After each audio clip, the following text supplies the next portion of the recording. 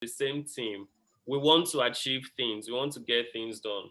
What you need to do is to look for all the possible ways to get those things done, right? So if it works for you, like Mina said, if you are faster at cooking, cook. If you are faster at doing laundry, do it, right? As long as both of you are working together as partners, right?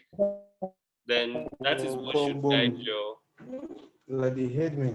Oh, Did you hear me? okay. Felix, can we Did have you you? hear me?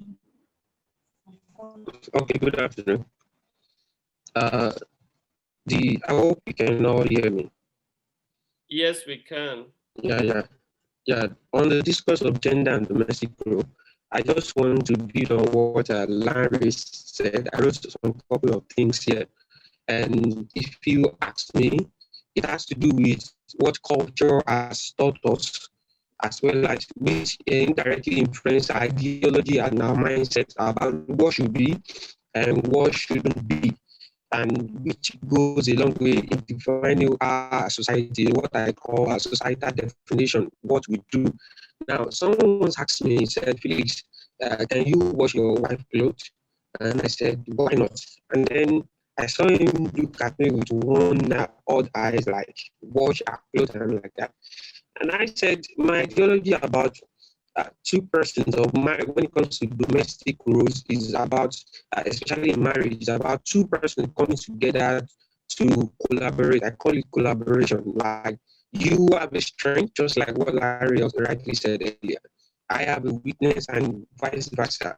It's not that I'm perfect in all things and neither are you. So you can, if you, whatever you can do better than I can do, you should be able to do, while I also fit in when I know I can do better than you in all aspects. So I think it's all about what society has taught us and also culture. Yoruba, for example, if an in-law, I think someone said that earlier, comes in and see you washing your wife clothes, for example, like if your wife just looks at you and like, are you okay? And but the truth is this: we should also, for those who are married and who are still also young, you should be able to create a definition on how you want to run your house, not naturally or basically on what the society has told us or what we have been told that this is how it should be. Thank you. Okay, thank you guys. I want to make sure we have everybody, I mean, as many as possible who want to talk, and I've seen more hands being raised. But we'll hear from Mina, but please try to keep your comments short, please, so that we can accommodate other voices. Thank you, Mina. Then after Mina, I'll call on Ayo, then Blessing Emodi, then Bayo Adebayo. I'd just like to add that sometimes women will make we make this even more difficult. So in a bid to marry someone, you also come with the idea that I'm a homebody, I'm a wife material. Don't know whoever brought that my wife material nonsense. And so you come up like I can cook, I can clean, I can clean the roof, I can do all that. When you know you can't do it, you don't have interest in things like that. I think people should lay their cards on the table. If you know you can't cook, you're not up for cooking, put it down while you are dating. I'm not going to cook, I'm not up for cooking. And make sure as you are saying you can't cook, you're not up for cooking, you have money to order. Because if you know you don't have money to order, don't say you depend on the man's money to order the food. So everybody should put their mouth where their pocket is. So if you feel like you don't, if, I'm not washing clothes, I hate washing clothes. So please don't tell me to wash anybody's clothes. So if you know it's not part of your DNA, you don't like doing it, put your cards down and say, I'm not going to wash cotton in my hand. I'm not going to cook 24/7. Put it down. I'm not going to have more than XYZ kids. Put it down. So everybody knows if you don't want to do it, please go. But this idea of proving that I'm a wife material so that they can marry me, then when you not go there, you not become Jezebel. I don't understand that mindset. Yeah, thank you, Mina. That's a great point. You know, all these things we joke about, they are actually culturally insidious, right? These old wife material, 200 yards, and blah, blah, blah.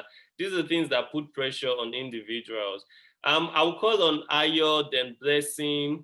But I also want to throw this out. Maybe anybody who is speaking might speak to it. This idea of my money is my money, his money is our money. I don't know if anybody would want to jump on that.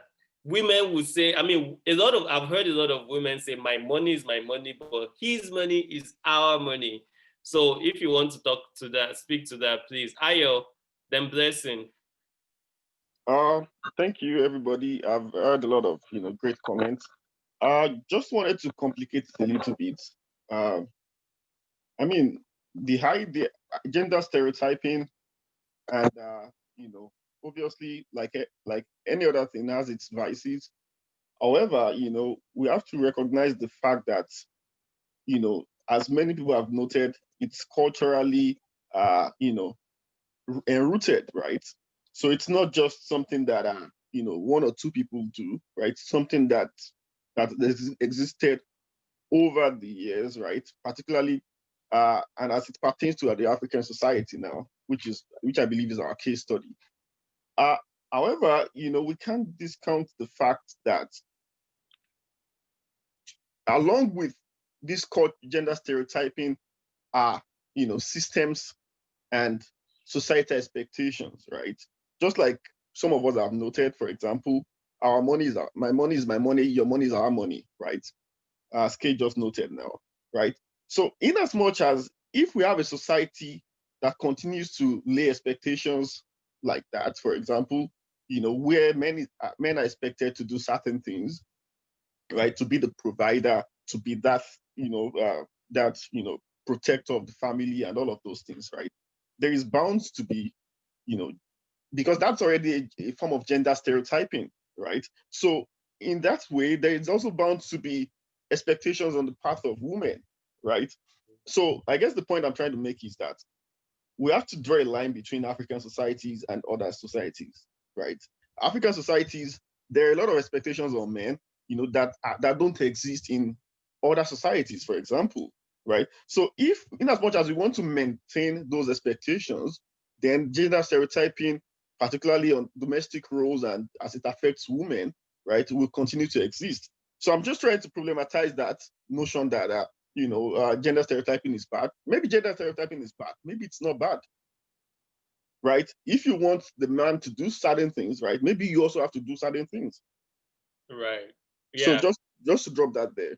Absolutely, and I agree with that. I mean, if our concern is a fair world, like it doesn't make any sense for you to say the men should do certain things and then women should be lounging, right? That isn't fair. But let's hear from Blessing.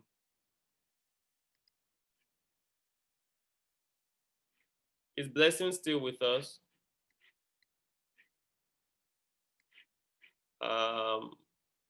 Emodi Chidiebere. Ouch. Okay, sorry. Good afternoon, everybody. Good afternoon. Okay. So I've heard a lot of people talking about the ability, you do the ones that you have the ability to do. And imagine the Nigerian setting that the men are trained to just look at the ladies' watch, clothes, do everything, automatically everything in the house. So when the man gets married, he doesn't know how to do anything. You understand? So does it mean that the ladies will not do everything in the house? My take on this, don't say, I cannot be able to do this. Do the ones you are able to do. You can learn. Everybody learn. You can learn anytime in life.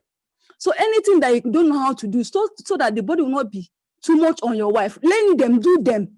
Try to help in the house. Don't rely on, I'm unable to do this. You can do it better. Okay. If the woman keeps doing everything better and she collapses under the stress, what happens? Life continues. Yeah. The man will still live. So the best thing to do is those things that you cannot be able to do, learn them. There's free room to learn until you die. So learn. Don't depend on ability. I can do this. I cannot do this. You can if you put your mind to it. Thank you very much. Thank you very much, Blessing. So we have just 2 minutes for this segment, but something is pushing me to extend that time so that we can have more time to talk about his money is my money is my money, but his money is our money. I see a lot of interesting comments in the chat box. So if folks want to speak to that, please do. Okay, I see Tolu Akinwode's hands. Please, yeah, let's hear your submission, sir. Okay, I first of all, thank you for this kind of thing. It's for boys, actually. It's for boys like us, not for the women in the house. But actually, thank you for the insight from everyone, men and women. And I want to echo Blessing about this issue of, these are the things I can do and these are the things I can't do. And I forget what scholar particularly talks about this, this type of, I forget what she calls it. You look at taking care of children, for example. Men say, I can't, it's not my thing. I just can't. It's not the kind of stuff I can do. Women are better at that kind of thing. And that is the reason they keep their wives, at home. That's the reason they keep their wives, from achieving their own goals, their own dreams and all of that. And the same thing extends to things like cooking and things like sweeping the floor and things like, so many things. So I just want to say that, yes, for us, it's not about, these are the things, because if we come and list the things we can do, it's only that list will be thin for most of us boys, especially when we are married. But yes, we can learn and we should learn. And again, this also goes down to how we bring up our own sons, how we as fathers train our own sons in the house by example and by the kinds of things that we say to them. So okay. Thank you. Thank you very much. Bayo Adebayo, and then Oluwaseyi, and then Ade, and then Tosin. Okay. So Bayo Adebayo, let's have you. Then after Bayo, Oluwaseyi will speak. Thank you, guys. Interesting discourse here. So I hope you can hear me. Yes, we can. Okay, great. So yeah, I think everybody's spoken well. And for me, I want to think that it is, there are key things here. Respect, that's one.